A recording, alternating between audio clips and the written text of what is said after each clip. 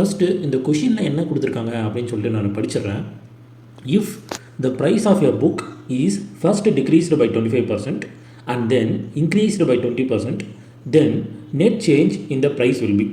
So இங்கே என்ன சொல்கிறாங்க அப்படின்னா, ஒரு புக் இருக்குது, அந்த புக்கோட ப்ரைஸ் வந்து 25% வந்து டிக்ரீஸ் ஆகுது அப்படின்னு சொல்கிறான். அதுக்கப்புறம் என்ன சொல்கிறான், அதுக்கப்புறம் 20% இன்க்ரீஸ் ஆகுது அப்படின்னு சொல்கிறான். சரிங்களா? அப்போ புக்கோட ப்ரைஸ் வந்து ஃபஸ்ட்டு 25% டிக்ரீஸ் ஆகிடுச்சு, அதுக்கப்புறம் 20% இன்க்ரீஸ் ஆகுதாங்க.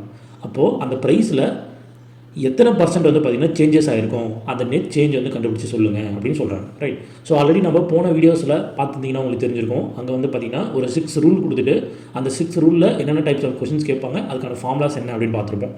ஸோ அதே டைப் ஆஃப் கொஷின் தான் இதுவும், இல்லைங்களா? ஸோ அந்த ஃபார்முலா யூஸ் பண்ணி நீங்கள் போடலாம்.